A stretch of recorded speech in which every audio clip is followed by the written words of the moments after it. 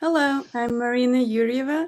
I'm the Vice President of Out Film City, and today we're going to talk about our BIPOC Shorts program. And here with us, the creators of The Flames, um, Quincy Gossfield and Deondray Gossfield, and Robin Wang, the director and creator of The Graduation. Hi, everybody. Thank you for Hi. coming. Hello, how are you? Great. Oh, Thank you. Thank you for presenting your great movies. Um, I really love them, both of them, and they are both have kind of similar theme. I don't know if you probably haven't watched each other films, right? I have No, not. not yet, Right. Robert So film. maybe No. you can describe to each other your film, and you'll see how they're a little bit similar. So I okay, I'll go first. So our film is about two guys that kind of travel to a graduation party together, and some unresolved romantic feelings and issues come up during this trip. We sort of set it in a forest because we kind of wanted to take away all of their, societal pressures and all the things that they're expected to be, and put them in this, this fertile forest to kind of explore who they'd be to each other if it weren't for so many societal pressures. So, they're there alone just before the rest of the kids arrive for a graduation party, and a lot of things are said, and it takes a very dramatic turn. Right, that's a good way to describe it. Thank you. Oh wow. You guys are about graduation parties too? As yeah, as our film title suggests, yeah, graduation is about graduation. It's a really messy graduation evening. It's a romantic comedy about this Chinese international student who after his college graduation is about to fly back to China. And he is on sort of and then he sneaks out of the house in the evening with his boyfriend to say goodbye to each other properly. And then in the meantime, the parents that they left behind in the house were have like a hooking up affair. And then so it was a really messy evening between these four people. Um, and the next morning, all the secrets and lies were exposed because they missed the flight. Um, yeah. Oh, I So didn't so realize they missed the flights. it was like yeah, they're yeah, like in the morning. And then Okay. Yeah, I just yeah, saw that they kind of two yeah. It was couples. like a little yeah, there was a little ambiguity there when I was making the film. I thought, well, maybe I will put the sound of the airplane as the as what wakes them up. And Mhm. um yeah, but it was a fun creative process. But yeah, they stumbled upon each other's secrets in the end. And That Yeah. sounds fun. So and it, both of your films address that feeling of repressed emotions from different sides. Can you talk about that? Uh, sh sure. The big theme on their graduation is about secrets and lies, and then about which contrasts the graduation party in the beginning that sort of everybody is kind of putting up a front. It's like the pretensions of society, that everything is so oh so nice, and then try to be nice to and then make that um and to have that veneer of pretension that we are decorous people. And then as the evening progresses, it gets crazier and crazier, and more real emotions come out when we're not with society, when we are free from each other, when we're free from man-made structures and institutions, and um, and when we're with each other. So there's a very big of a contrast of that, inner self and feelings to how we putting up a completely different front when we are when we're interacting with, like the rest of the society, and then, with the rest of our families and stuff. So it is really sort of exploring um, repressive, the social etiquettes, the social, our relationships, and with the massive social institutions could be, Right. sometimes. Yeah. Yeah. Thank you. Yeah, ours is pretty similar. So these are based off of a lot of relationships that I had. I kind of squished all of these, relationships that I had in high school. A lot of versions of myself, a lot of boys that I had was in friendships with that I wasn't quite sure all the time if it was simply platonic or if there could have been something more. And so I kind of wanted to explore all of that and place all of these personas in two different bodies, put them in a place where there were no expectations, and kind of see what would happen.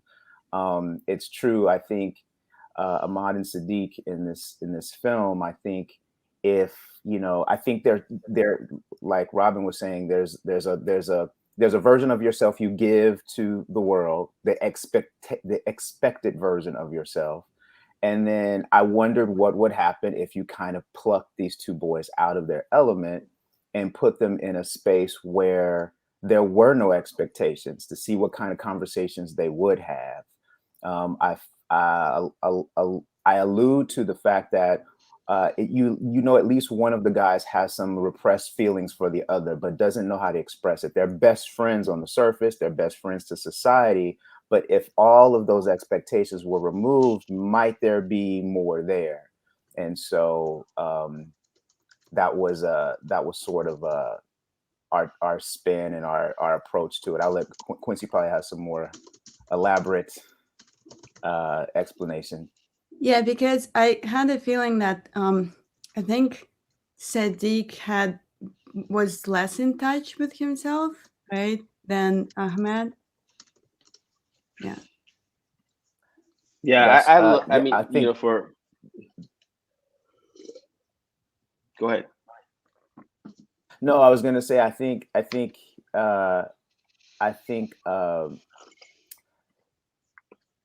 Sadiq probably was more in touch with himself than Ahmad, if that's what you said, Marina. Mhm. Yes, I mean he's the one that's holding on to the germ of something that could possibly be between the two of them. He doesn't throw away photos. He doesn't, pictures that they take. He doesn't forget any moment they've ever had together. Where and you'll see in this conversation in the film where Sadiq is full of memories and photographs, and he's actually having to as well, on the surface it seems, having to remind Ahmad of their relationship, because he seems to forget at times what they mean to each other. And it kind of explodes. There's a moment in the film where it becomes crystal clear that Ahmad probably does remember all of this stuff as he reacts to some of these photos that Sadiq has shared in this box. And then that's when things get really complicated. Right.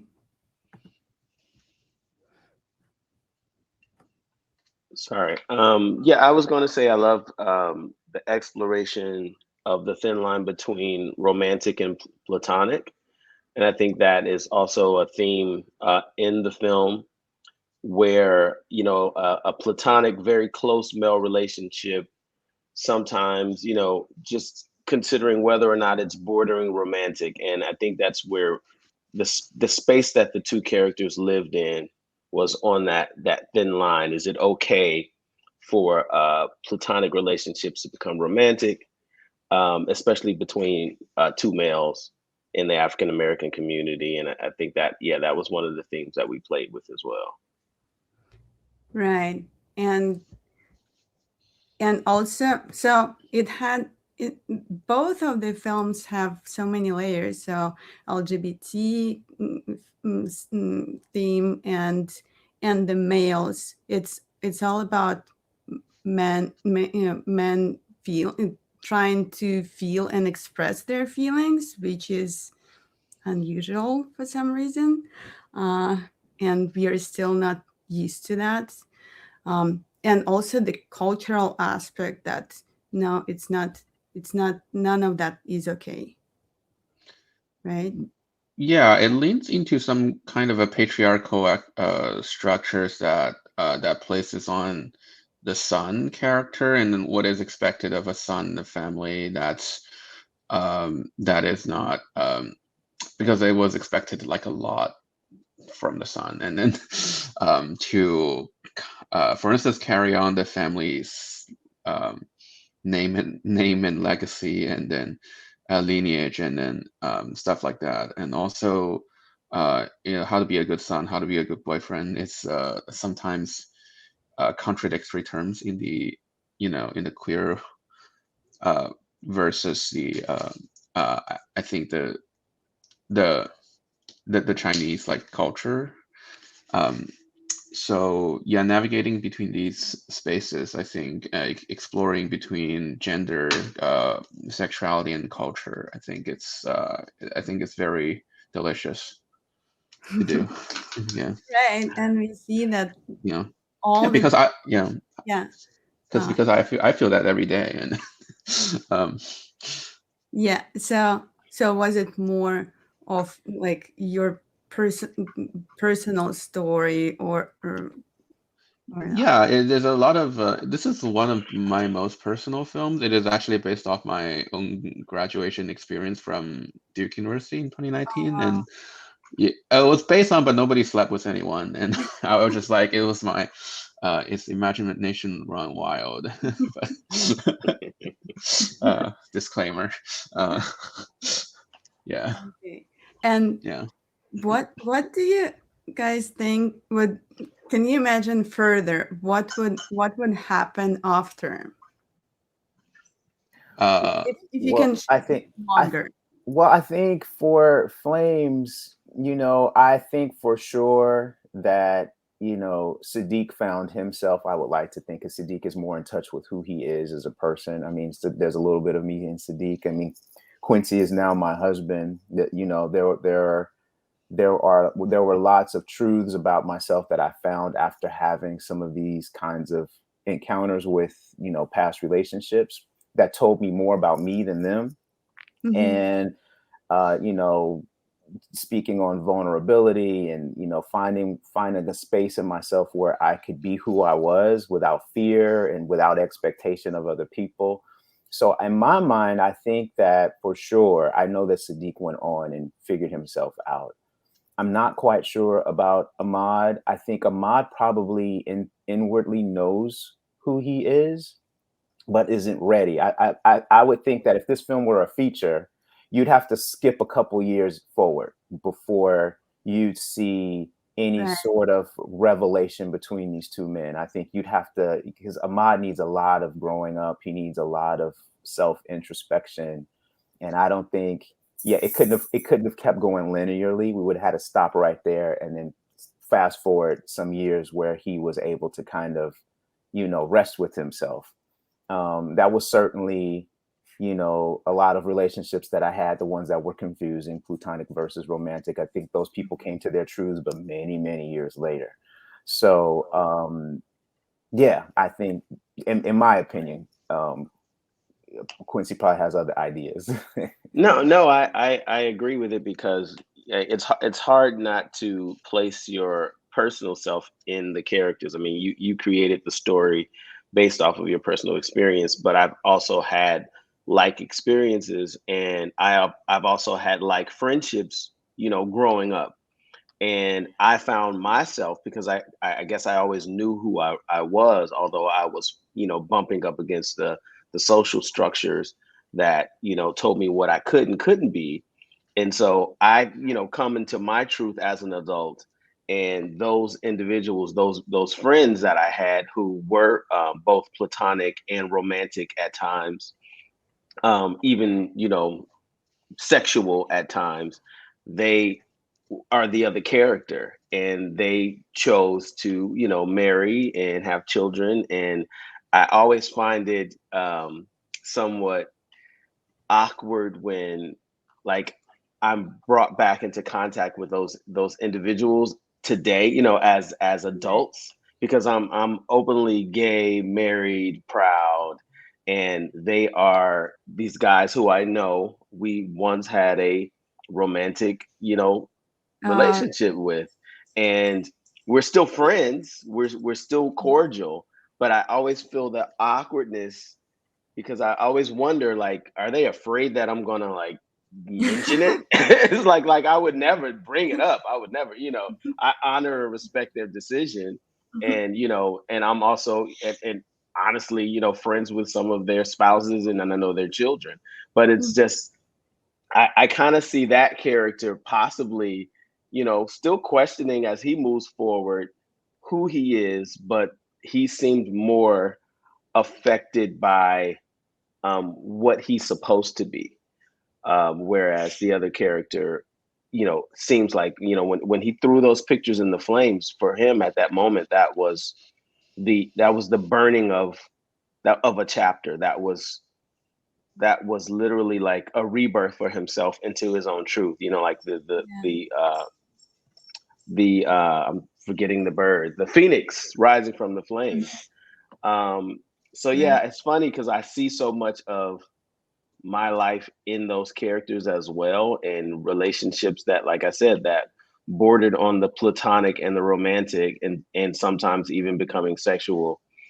And it's weird because something you mentioned earlier, and this is my first time thinking about it, is that younger boys, it's also a coming of age story, right? So it's a Right. moment where they're going from boys to men, and there is, as boys, there's a little bit more leeway with Mhm. affection, with your friends, with your male friends. Like when we were young boys, we often had strongly romantic relationships with our male friends that weren't sexual, but they honestly were quite romantic. Like you loved each other to the point where girls couldn't even come in between you, that kind of thing. But then Mhm. there's a point when now you're becoming a man, it's almost like society says you have to make an emotional decision about who it is you're going to be. And those relationships begin to split. And I think that's where, whether it's the wheat from the chaff, it's like that moment where that division happens. And it happened to me multiple times with multiple friends during that very period when we were going from boys to men. So that's something that I didn't think about until you brought up a point earlier, and it dawned on me, like, yeah, this that happens for boys at that moment.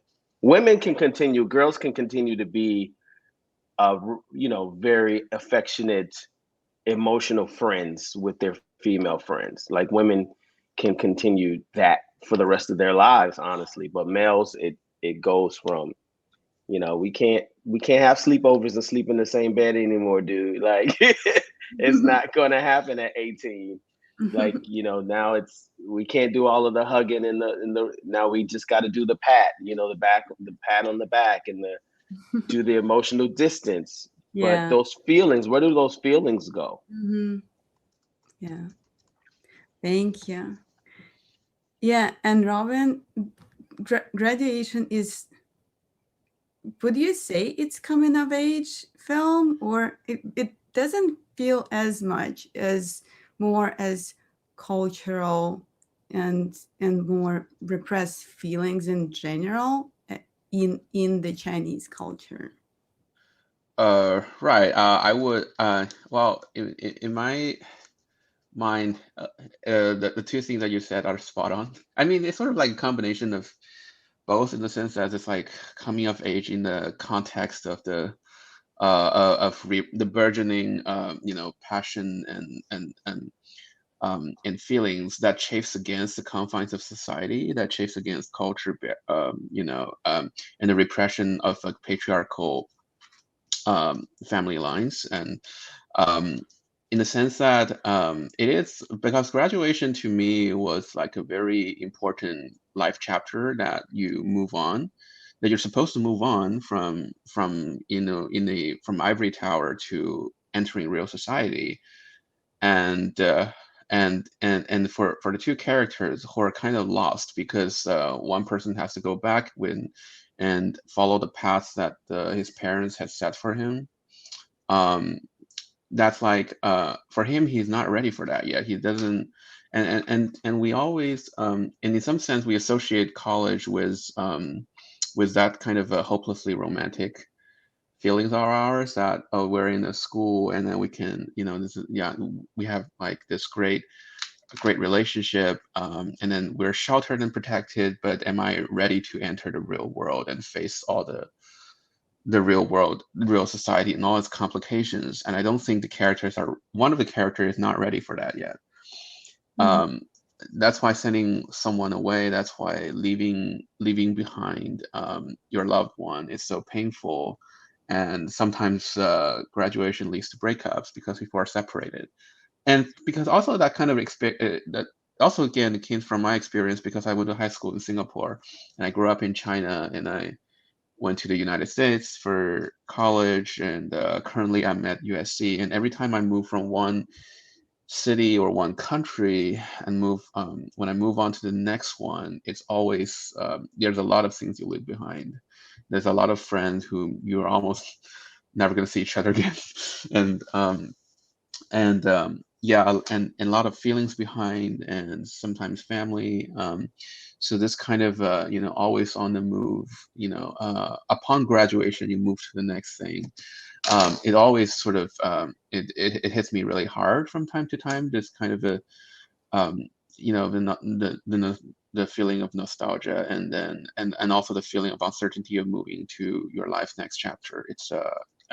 It always hits me. So I combined that kind of a feeling of coming of age, because every time I do that, it kind of like like you move on and then you grow up in some ways when you move to a different environment. So I combine that kind of a feeling of moving on and coming of age and growing up to the with the culture of cultural aspect, which is the feeling that goes against and then being repressed. Because I think in a lot of sense it alludes to Ang Lee's early film, like The Wedding Banquet is one of them that speaks to the most. And even later, Crouching Tiger, Hidden Dragon, there's a saying in those films that no matter where you go, you will never leave your parents. Your parents are still your parents, and you will never be able to run away from your parents. And so, yeah. So despite that they're in the United States and their family is in China, they're still sort of being bound by that kind of a family ties, and then the repression that came with the culture that run deep into their heart. So yeah, that's something that that comes with the theme with a short film. It's a very short film. It's only 6 minutes, Right. but yeah. But it feels it has my whole life in it. Yeah. And so one of the characters, it seems like he doesn't want to leave, right? And he's more he wants to stay, and it feels like he's more in touch with what he wants to do, and the other one has kind of feels like he has to go, he has to leave, right? Is it Right. and It it's is common that the people come to study in the US and then they have to go back to China? Is it like what usually happens? It happened to a lot of my friends. It didn't happen to me because I'm fortunate that my parents were supportive enough to kind of let me do what I wanted. I'm talking about filmmaking. Yeah, but I have a lot of friends who came back to China and follow the path that their parents laid out for them. If not in one way or another. And it was and what you said about these two, the difference between these two characters, I think to me is the mind versus the heart. I think Caleb is the one who is the more logical, rational side of of a romantic relationship, and the other one is more like a passionate and idealistic side.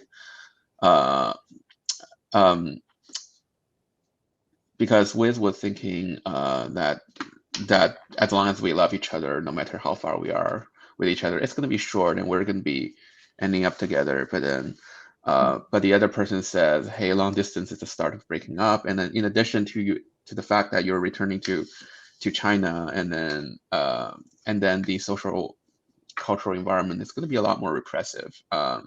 So there's like this really big they're at the crossroad of what to do next, and which makes the night very hard and very eventful subsequently. But what they decide in the end for the night is that regardless, let's spend the evening properly. So yeah. Right. Thank you. Yeah. And so, what's how was the creative process, and how was it's a short film, and can you describe what was it like for you to create that, and what did you like the most? Um, Well, one thing I was doing was I was trying to find the texture for the film. A lot of the imagery is inspired, at least cerebrally, of Kehinde Wiley paintings. So Quincy and I set out to kind of, when I was making my lookbooks and, just kind of coming up with the texture and how this forest should feel, how the boys should feel, how they should dress. I looked to the artist that we both love, Kehinde Wiley, and we kind of built out from there. Um, the finding of the cabin was crucial because we needed a cabin that kind of felt rustic, but mhm. it had a fire and had a fire pit, and we had a place and we lost it, and then we found this place that was even better than we could have imagined. That was actually the Stark cabin from what's the movie, Quincy? Avengers Endgame. Avengers. And so it was just the perfect location. The grass was just green enough, the trees were just green enough. And so after we got all that together, then it was about finding our cast. And we had cast 2 people that we thought were right for the part. And then last minute, Dion Smith and Dontavius Williams came through and basically were the guys we were looking for. And so we had to recast literally days before we were about to shoot. So everything came together really cool. It was a very fast-paced project. We were part of a program called Rising Voices. So we were put through this program that was really fast-paced and studio-driven. So it was a lot really quickly. So it happened very fast. A lot of people working at warp speed to make it happen, and also kind of like coming up with the development of the theme as we were moving, because some of the things hadn't even been locked into place because it happened so fast. So as we're doing all this other stuff, we're still writing and still massaging the script. So it was a very fast-paced effort. Thank you. Quincy, do you have anything to add? Oh, I mean, he said most of it. Again, I guess a question that we're often asked is, because we're a directing team and we're also a married couple, how do you guys work together? And Was it hard? no, it's not hard at all. I mean, we've been together for a couple of decades, so we've figured each other out, at least how to work with each other. But this was a passion script of Deondray's that I also, I fell in love with, and we have very similar taste. We have very similar aesthetics. We like a lot of the same movies. We like a lot of the same art. So it's kind of kismet that we are mostly always on the same page. So that makes it even easier. So like while he's working in the office putting together a lookbook, and I'm working here in the kitchen where I usually sitting. And I'm thinking of, oh my gosh, this would be a great idea. This would be a great idea. And I'm putting all of my ideas together in a document. And then we share these documents with each other, and 90% of the documents are identical. So yeah, and he's like, oh my gosh, I have this, I pulled that same photo reference, or I pulled that same painting, or I thought about that same song, you know. So that's how we work. We throw ideas at each other. We bounce them off of each other. We try them out. We see which one is, you know, best to serve the project. Because in the end, our goal is to make the best possible project, the best story. So everything we do is to serve the story, and not necessarily to, you know, serve our own artistic egos. So so it works out in the end. It's just like the best idea wins, and that's what gets executed. And so that's how we work, you know. And so when we're on set together, people are like, you guys are saying the same thing at the same time. It's weird. And it's just like, well, it's prep. It all happens in the preparation. You know, the hammering out of decisions happens in the preparation. And also the direction happens in preparation. So if you've charted the same path, and if anything goes wrong during production and you have to pivot, we both know what the end outcome that we're trying to achieve. So 9 times out of 10, even the split second decisions are almost the same, because we know where we're trying to get to with this, you know, scene, or with this story. So yeah, it works out. Wow, that's amazing. Thank you so much. Thank you. So, Robin, how was it for you? For me, the biggest challenge um, for this is I think casting is a big challenge. I knew 2 younger actors from previous projects, so I basically invited and fast tracked them to the audition. And the mom and dad's very hard. Yeah, just because there are only like so handful of Mandarin speaking mom and dads in who does student projects in LA. So I had a pretty like tough find looking for them, but in the end, the dad was more cast based on like his qualities, and he's just like a funny looking guy. Um, and the other thing is, I think we shot it right before COVID shuts down, and then it was Oh, such a very big yeah, it was a very big scare for me, because we're in the we wrapped it in a week later, and the whole thing shuts down. So we didn't have time to do any pickups, but yeah, it was very because USC was like shutting down, and it never reopened for another a year and a half. So yeah, those 2 things are really the big challenge. I also have this reputation of being the rain god, and then when we shoot exterior night scenes, it rains. I think over 2 weekends on those nights, it was like a really big challenge to you know, like to do almost kind of a guerrilla, like when the rain stops and then we go out and then shoot, and then when it starts again, and then we just like um, yeah, we have to run back to our the house, and so yeah, that one's pretty tough. and what was your favorite part of this process?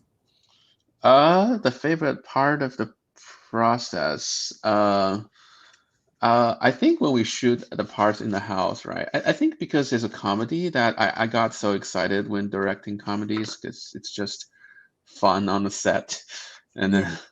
and then I was laughing, the crew's laughing. I was like, oh, this is fun. Yeah, yeah, I enjoy that a lot. Uh, yeah, yeah, it's a yeah. Otherwise, you know, like filmmaking is it's tough and challenging and consuming, you know, and it's less torturing if you're having fun on set. Yeah. Yeah. Thank you so much, everybody.